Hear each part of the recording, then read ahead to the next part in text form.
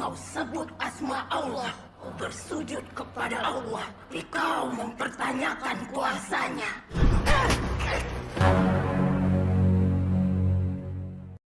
Halo Sobat Rebahaner, gimana?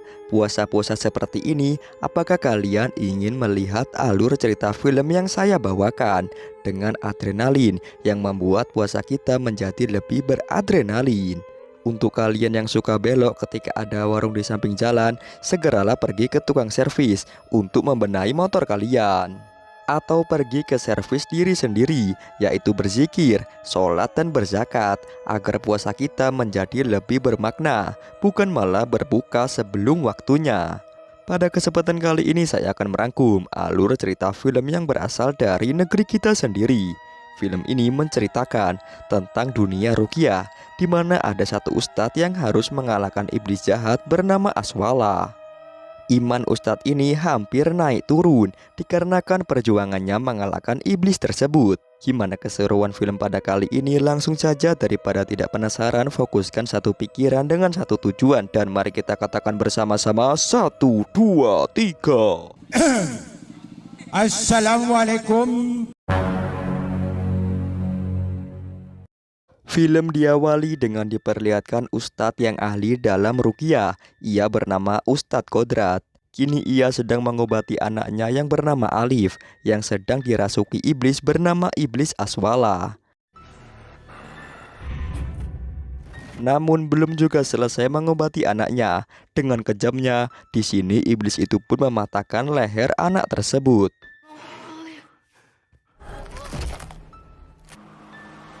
Rupa-rupanya iblis itu sengaja melakukan hal itu karena ia menganggap Ustadz Kodrat adalah musuh besar baginya.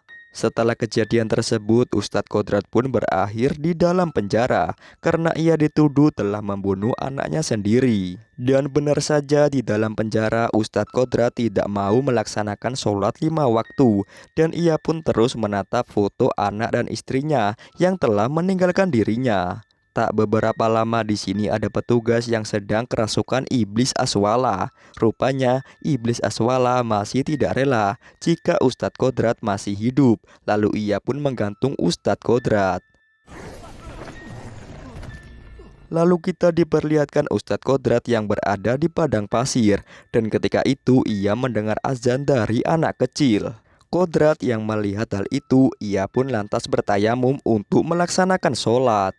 Dan ketika ia terbangun, ternyata ia telah bangkit dari kematiannya karena Allah telah memberikan kesempatan kedua untuk Ustadz Kodrat. Karena perilaku Ustadz Kodrat baik, ia pun mendapatkan revisi untuk cepat keluar dari penjara ini. Setelah Ustadz Kodrat keluar dari penjara, ia pun kembali ke kampung halamannya yang bernama Kampung Kober. Ternyata keadaan kampung itu cukup memprihatinkan. Banyak tanaman yang tidak tumbuh subur dan air yang menipis di desa tersebut. Ketika Kodrat masuk, ia pun melihat suara orang kerasukan di sebuah rumah. Namun karena ia masih trauma dengan kejadian bersama anaknya, ia pun tidak membantu hal itu. Ketika ia sedang berjalan, ia pun melihat segerombolan ibu-ibu yang akan melihat anak yang kesurupan di rumah tersebut. Salah satu ibu itu bernama Yasmin. Ketika mereka sampai di sini, mereka pun melihat dengan sadisnya gimana iblis membunuh anak gadis tersebut. Kembali ke Ustadz Kodrat, di sini ia akan pergi ke pesantren Kahuripan. Rupanya di sana sudah tidak ada suara anak-anak yang mengaji karena sudah dialihkan menjadi sebuah padepokan silat. Ia pun disambut oleh teman akrabnya dan juga ahli dalam bidang ruqyah. Ia ini bernama Ustadz Ja'far. Ustadz Ja'far menjelaskan, semenjak Kodrat pergi, banyak hal janggal terjadi, termasuk kiai mereka yang bernama Kiai Rohman yang sekarang jatuh sakit. Berpindah di rumah Yasmin, ternyata di sini ia adalah seorang janda yang memiliki 2 anak, yaitu yang bernama Alif dan juga Asaf. Anaknya yang bernama Alif mengalami kelumpuhan yang membuat ia pun harus berada di atas kursi roda. Di sini Alif berbicara kepada ibunya bahwa ia masih melihat almarhum ayahnya dan ia bisa berbicara lewat lemari di rumah mereka. Takut terjadi apa-apa kepada anaknya, Yasmin pun memindahkan lemari itu ke gudang rumahnya. Keesokan harinya mereka semua pun merasa terkejut karena melihat Alif sudah tidak berada di rumah. Dan ketika mereka mencari, rupanya Alif berada di ruangan gudang untuk berbicara dengan sosok yang ia anggap sebagai ayahnya. Ya, ternyata Alif pun kerasukan iblis Aswala dan ia pun hampir membunuh Yasmin. Namun beruntungnya Yasmin dapat keluar. Dengan terpaksa di sini Yasmin pun harus mengunci Alif di ruangan tersebut. Yasmin pun segera pergi ke pesantren Kahuripan untuk meminta bantuan kepada Ustadz Ja'far. Namun karena yang berada di pesantren hanyalah Ustadz Kodrat, ia pun meminta bantuan kepadanya. Pada awalnya Ustadz Kodrat tidak mau membantunya karena ia masih trauma. Namun ketika ia mendengar nama anak Yasmin yang sama dengan anaknya, ia pun membantunya. Ketika sampai di rumah Yasmin, kini iblis Aswala pun kembali bertemu dengan Ustadz Kodrat. Pertarungan sengit pun terjadi, yang pada awalnya Alif tidak bisa berjalan, ia pun mampu bergerak dengan lincahnya. Kau bersujud kepada Allah, kau mempertanyakan kuasanya. Setelah waktu beberapa lama, Ustadz Kodrat pun berhasil mengalahkan iblis tersebut yang bisa keluar dari tubuh Alif. Ketika keadaan sudah tenang, Yasmin pun mengambil air untuk berwudu. Namun tiba-tiba, ya, ternyata di sini Alif kembali kerasukan. Dan ketika Ustadz Kodrat akan pulang, ia pun berpapasan dengan iblis Aswala yang menjemalkan dirinya menjadi anjing hitam. Karena terkejut di sini Ustadz pun terjatuh. Yasmin pun memanggil Ustadz Ja'far untuk meruqyah anaknya. Dan ternyata di sini Ustadz Ja'far selalu meminta bayaran atas praktek pengobatannya. Karena Yasmin menginginkan kesembuhan Alif, ia pun memberikan sebidang tanah kepada Ustadz Ja'far. Namun secara tiba-tiba Ustadz Kodrat pun datang yang menyuruh Ja'far untuk berhenti meruqyah Alif karena ia ingin melawan iblis Aswala itu. Namun Ustadz Ja'far tidak memperbolehkannya karena ia takut bahwa kejadian masa lalu akan terulang kembali. Keesokan harinya setelah diruqyah oleh Ustadz Ja'far, Alif pun dapat sembuh. Ya, walaupun Yasmin harus kehilangan sebidang tanahnya. Malam harinya Alif pun diberikan minuman yang telah didoakan oleh Ustadz Ja'far. Setelah itu tiba-tiba listrik rumah mereka pun mati. Lalu Yasmin menyuruh Asaf untuk menjaga adiknya dan ia akan pergi ke gudang untuk menyalakan panel listrik. Namun ketika sampai di gudang, di sini Yasmin dirasuki oleh iblis Aswala. Asaf yang khawatir dengan ibunya yang tak kunjung datang, ia pun mendatangi ibunya. Yasmin yang kerasukan menyuruh Asaf untuk pergi ke pesantren Kahuripan menemui Ustadz Ja'far. Dan kini Yasmin hanya tinggal berdua dengan Alif di rumah dan ia berniat akan mengubur Alif hidup-hidup. Berpindah di pesantren Kahuripan, di sini Ustadz Kodrat pun diusir karena ia dianggap telah menuduh Ustadz Ja'far yang melakukan praktek ruqyah hanya dengan meminta bayaran.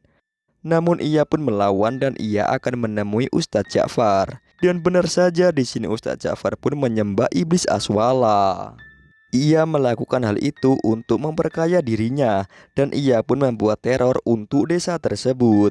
Akhirnya mereka berdua pun bertarung. Di tengah-tengah pertarungan di sini Ja'far pun mengajak Kodrat untuk menyembah iblis Aswala. Karena ia tidak mau, Ja'far pun dengan terpaksa akan memaksa Kodrat. Pertarungan pun berakhir, lalu Kodrat pun berhasil mengalahkan Ja'far. Ketika Asaf berada di pesantren, ia hanya melihat Ustadz Kodrat, lalu ia pun meminta bantuan kepadanya. Dengan segera Ustadz Kodrat pun langsung ke rumah Yasmin, dan di sini rupanya Yasmin sudah mengubur Alif. Mereka pun sampai di gudang dan mereka tidak melihat Alif. Mereka hanya melihat Yasmin yang kerasukan berada di depan kobaran api. Di sini Ustadz Kodrat bertanya di mana Alif berada. Iblis itu menjawab, Alif yang mana? Alif yang dulu ia patahkan lehernya atau Alif yang baru saja ia kubur? Setelah itu Asaf pun menggali tanah untuk menyelamatkan Alif, sedangkan Ustadz Kodrat harus melawan iblis Aswala. Dengan niat yang lurus karena Allah Subhanahu wa Ta'ala, Ustadz Kodrat pun mampu mengalahkan iblis tersebut.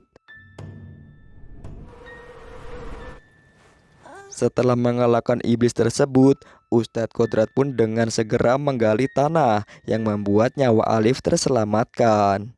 6 bulan telah berlalu. Setelah musnahnya iblis Aswala, kini desa Kober menjadi makmur. Tanaman-tanaman sudah menghijau, air-air sudah berlimpah. Dan pesantren Kahuripan kini telah kembali seperti dahulu.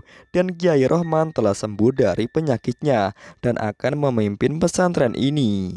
Kodrat, balik lagi kan? Namun perjalanan Ustadz Kodrat tidak sampai di sini. Ia akan mencari tahu tentang kematian istrinya dan juga Ustadz Kodrat akan kembali. Dan film pun tamat. Itulah film yang dapat saya rangkum. Pesan yang dapat kita ambil pada film ini adalah jika kita sudah mempunyai niat baik, jangan mengharapkan bayaran. Ikhlaslah karena Allah Subhanahu wa Ta'ala. Ketika engkau ikhlas, Allah akan mencukupi semua kebutuhanmu tanpa engkau meminta. Semoga bulan puasa ini kalian lancar ya, hingga sampai 1 bulan penuh. Kejarlah pahala yang berlipat ganda di bulan suci ini. Jaga lisan, jaga ucapan, dan juga jaga perbuatan. Saya Media Film mengucapkan terima kasih telah menonton channel ini. Saya undur diri. Dadah.